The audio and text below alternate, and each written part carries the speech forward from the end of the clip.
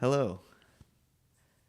This is the Zen Interviews podcast. I'm Zen Master Sebastian Rizzon, founding master of the Zen Art Center and the Mind Light Way School of Zen Arts.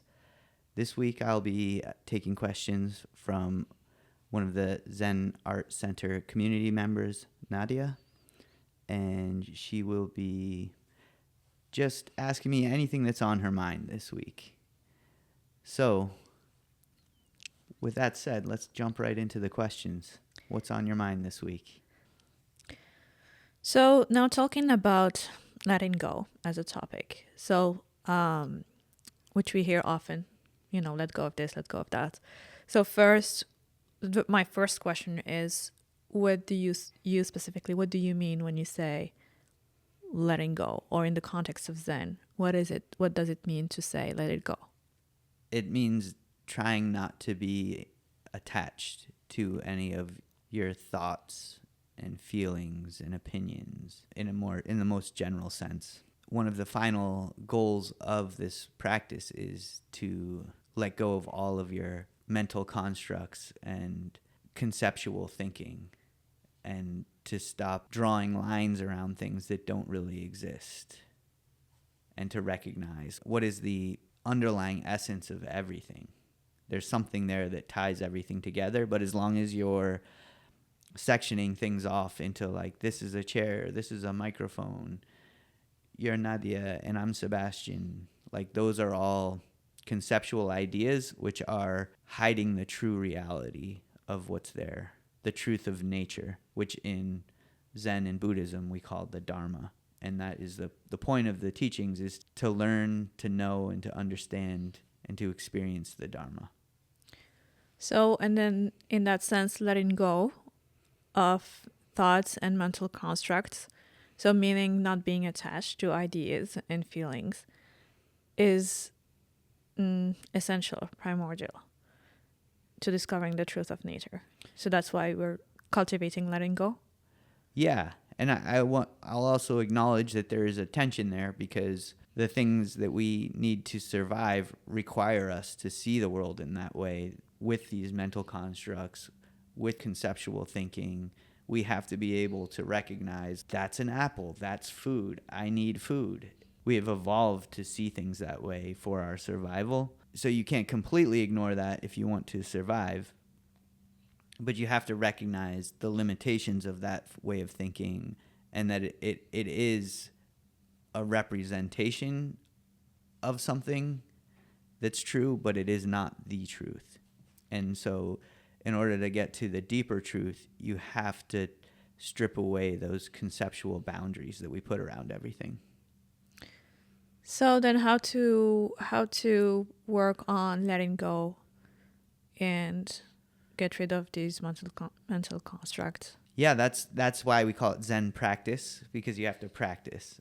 The main practices of Zen are koans, asking these types of questions, asking these deeper questions, which force you to let go of your logical and rational thought process. They push you to look deeper. What you think is true might just be another concept that's covering up what is actually true. Your thoughts and emotions can actually blind you to reality. I think most people have experienced that in some way. They get so wrapped up in their own feelings and emotions that they're not seeing the situation for what's really going on. So that's just a pretty clear example of one of the places where being attached to your feelings and emotions can cause you to make more disharmony in your life.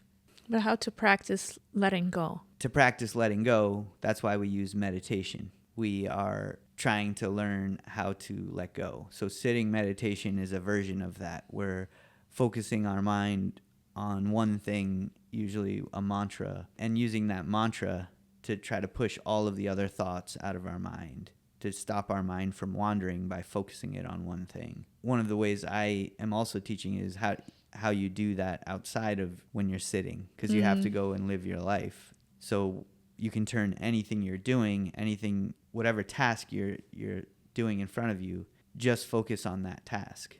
try not to let your mind wander off to thinking about, what are my friends doing? What is this celebrity doing? What did I do last night? What am I going to do tomorrow? Try to stay focused on what you're doing, and that will also help you keep your mind clear. And then when you do have thoughts about things that you need to do, they'll be more clear, and you'll understand how to move yourself in the direction you're trying to progress your life.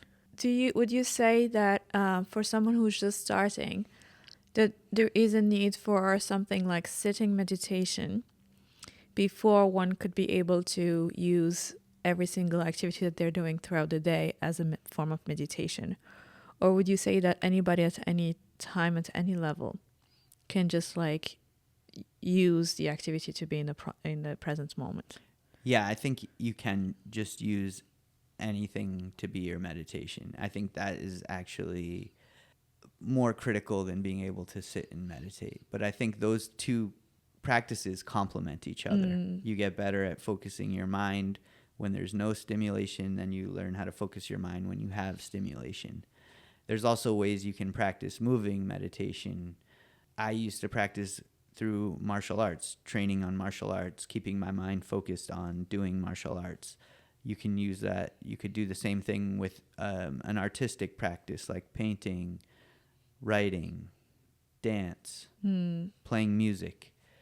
You can also attain states of meditation in physical activities like yoga or biking or even going for a walk. You can reach a flow state in any of these activities where your mind is completely focused on what you're doing and there's no thinking interfering and getting in between what you're doing. In those types of activities, when you do start to think about something else, that's typically when you make a mistake. Or where, you get in an accident on your bike or something like that. So that those can teach you how to focus your mind, and then you can learn how to apply that to things like washing your dishes or doing gardening.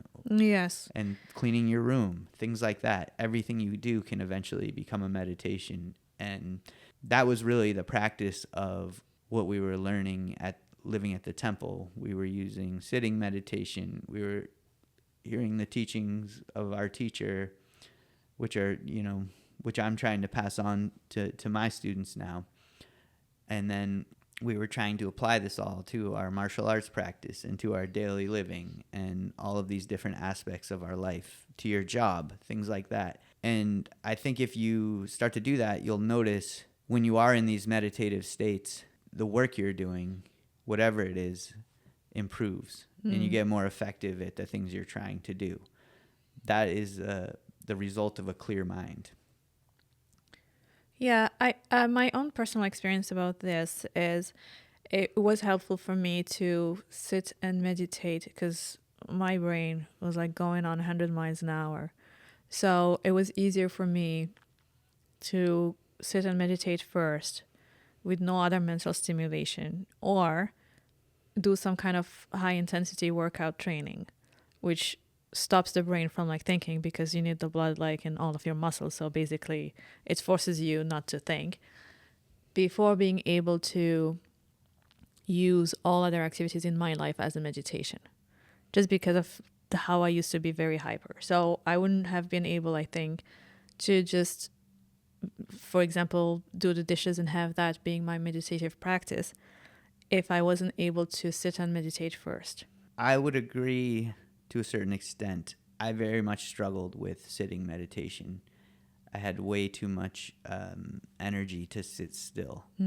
So I was never really successful with sitting meditation prior to meeting my teacher, and he showed me that the martial arts could become a meditation. That had never occurred to me. I had experienced flow states doing things like snowboarding and riding a bike and things like that, and I was very much pulled in by that feeling I got out of it.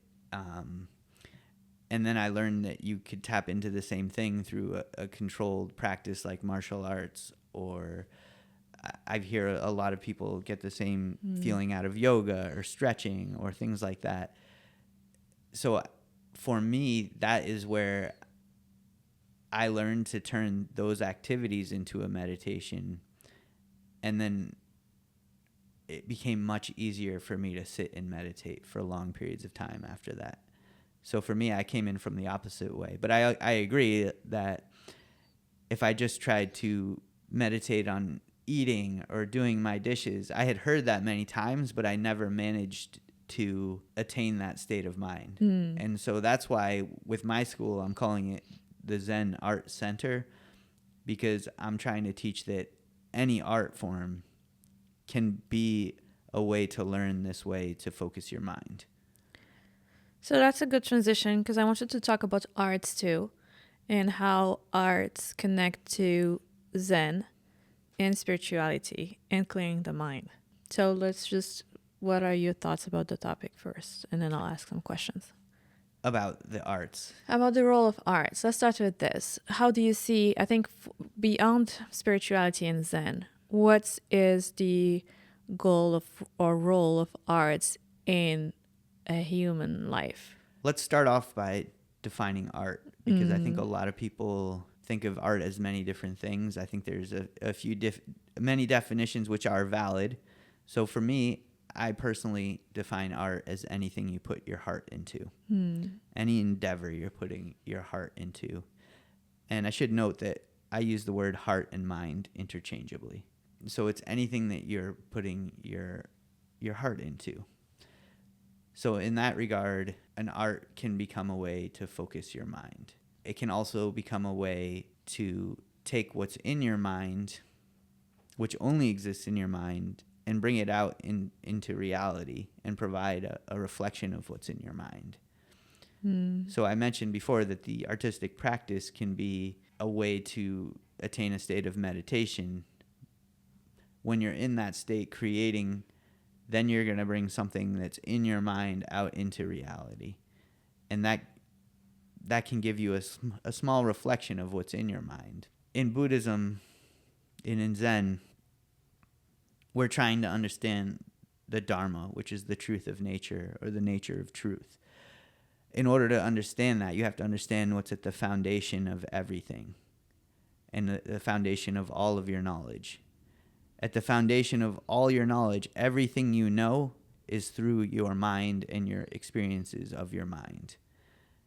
So in order to understand the dharma and the truth of nature, you need to understand your mind. And so art can be a process of helping you understand your own mind. And we also say, when you see your own mind, that's getting enlightenment. So in a way, art will transcend or transcends the intellect or the thinking mind, the brain. And is it like kind of a bridge? Yeah, I think art can transcend the thinking mind. It can tap in. If it comes from that place that's deeper within you, that mind, that clear mind space, then I think it will quite often resonate with other people on a level that transcends their own thinking. It evokes certain things within them. I think feelings. Yeah, I think it evokes feelings. And one of the things that happens is you can look at some other piece of art, whether it's a painting or a book or a movie, and something about that someone else's piece of art resonates within you without having a conversation, just by being exposed to the piece of art. So I think in that way, someone else's internal experience, which they brought into reality, now is resonating within you. That creates a feeling that we share something internally. That gives us a sense of connection. That sense of connection gives us a sense that we're sharing something, that we have something internal that we share. It's like a feeling of love. I'm going to have to delve into love a little bit here to explain why I say it this way. I understand that most people think of love as an interpersonal thing, and that's what I'm describing too in this situation. But I think love is more deeply the energy of creation. So it's the energy of our mind that compels us to create. And so we create these things from our mind and we bring them out into reality, and it resonates with somebody else, and that resonance is that feeling of love reverberating through individuals. This is so profound. I feel like I need to sit with this for for a minute. But do you think that everybody in that sense is artistic or can be creative? Well, I think yes. Whether you realize it or not, I think, most humans are instinctually creative. They want to procreate in that they want to actually create other beings. And often we associate that feeling with a feeling of love. So that's just kind of reinforcing what I'm saying. So I think that instinct is within us. But I think also I do see it within the nature of people to want to understand who they are, what their purpose is. And in order to understand who you are, you have to understand what your mind is. And I don't think people are consciously going through this thought process, but I think they are constantly bringing things within their mind out into reality to get a glimpse of who they are. I honestly think like that is the whole reason we're developing artificial intelligence as a species, because we're trying to understand our own intelligence and our own mind. And also trying to have something that will do our dishes for us. Yeah, that would be nice. I like doing the dishes though. But coming back to the nature of the universe, which you said is creative, the energy, the nature of the universal energy is creative or is love. So is it? Yes. To a certain degree, I'm limited by words, and there's a bit of a semantic gymnastics I'm going to do here. But I think that the underlying energy of the universe is the energy of the mind. And the mind is using what I'm calling this energy of creation. It's constantly creating new things. And so the energy is always, even if they're conceptual, in our mind, they are conceptual, completely conceptual. We're creating these new concepts to understand the world and the universe we live in. And we're having to make up new words to describe new phenomenon we're encountering. So that energy of creating is coming through us all of the time as a way to try to understand ourselves and the universe. And that's what the whole journey, the spiritual journey of Zen is trying to understand yourself, the universe, and the truth of nature. And that energy of love that comes from the mind is what is compelling us to do all that. And I think every force of nature, including kinetic forces and gravitational forces and all of that, could be a different manifestation of that same energy. It exists within things that we would consider material or inanimate objects. So the underlying force of energy of creation. But how do you then make the link to love? Is it like love creates the energy of creation, or? This is where the semantic gymnastics comes in. So you'll have to bear with me, because I think we're into a realm where we don't really have the words to describe this. I think most people conceptualize love as interpersonal experience between humans. This is the semantic leap I'm asking everyone to take with me, is that love is actually the energy of creation. It's what compels us to create. And that energy is a force of our mind that acts on reality. So it comes from our mind, which is not a material thing. And that is how it interacts with the physical world, by creating. Our mind actually created every conceptual mental construct that we see the world as. So is there an intent to create? Is there an intent? Does the universe or the universal energy has any intent in its process of creating? Yeah, the intent is what I alluded to before, is trying to understand itself. Yeah, does this universal energy has an intent? The love is the energy of creation, or creation is the energy of love. And There, then love is the energy of creation. That's the semantic definition I'm asking you to take a leap. accept Yes. for But the this purpose of this discussion. energy of creation has an intent? Is it going in a specific direction? Is it trying to do something? Yes, that's what I was alluding to. It's trying to understand the truth of nature By creating more things. by creating more things. To understand itself. Yes, and that force acts through us as we try to understand our true nature and our purpose in life and what is the truth. Even if you're a pure physicalist and you believe that it's only physical things, the people who are pushing that idea are spending a lot of time trying to prove that and trying to understand that that is the truth of nature.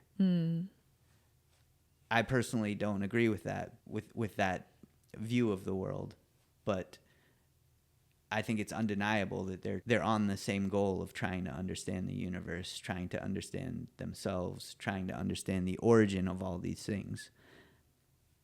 And so a lot of times you'll hear Buddhists say, to know yourself, you have to understand your original face. And that's the origin. That's the origin. Where did all of this come from? So I can see how the energy of creation manifests itself at a human level in so many different ways. I don't think we can find one human being that doesn't, of any age, that doesn't want to or feel a need to create something. Even a child will want to create something. Actually, they spend a lot of time creating things.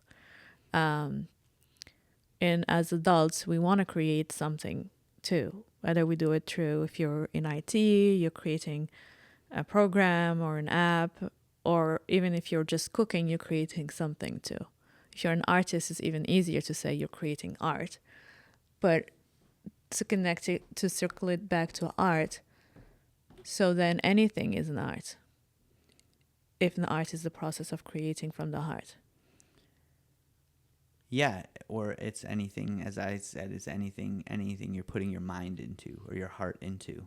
And I use those words interchangeably. So why would you use those words interchangeably? The word in the Korean tradition and Chinese tradition is the character. In Korean, it's shim, which is mind heart. It's the same character for both. So in their language, it's the same word for the same thing. And once again, these are words which are creating concepts which are disguising the truth. So neither one of these words is the truth. It's just a representation. It's a pointer to the truth, but it's what is the foundation of your being. So then we're not talking about the heart as like an organ in the human body, or is it that the heart as an organ in the human body is the seat of the heart? Yeah, but I mean, it's a word I have to use to approximate the truth. A lot of times people in our English language will say, they're thinking with their heart, or they're acting with their heart. That doesn't mean that their organ in their chest.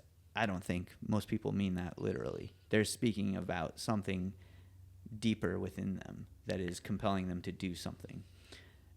In Western culture, I think a lot of times we mistakenly associate that the mind and brain are the same things.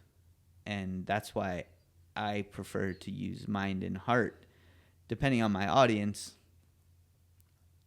And depending on the context, I think either one of those words can be more helpful for pointing to the thing that I'm talking about. Sounds good. That's about it for today. Those are all the questions I had. Okay, great.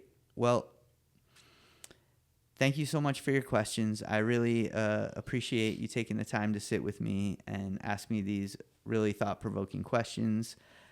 I will just say, if anybody in the watching online has any questions, feel free to drop them in the comments or drop them in the chat. We'll try to incorporate these into future interviews, and we're always looking for good questions. And thank you all for joining us today. Thank you, Nadia, for joining us, and have a great day.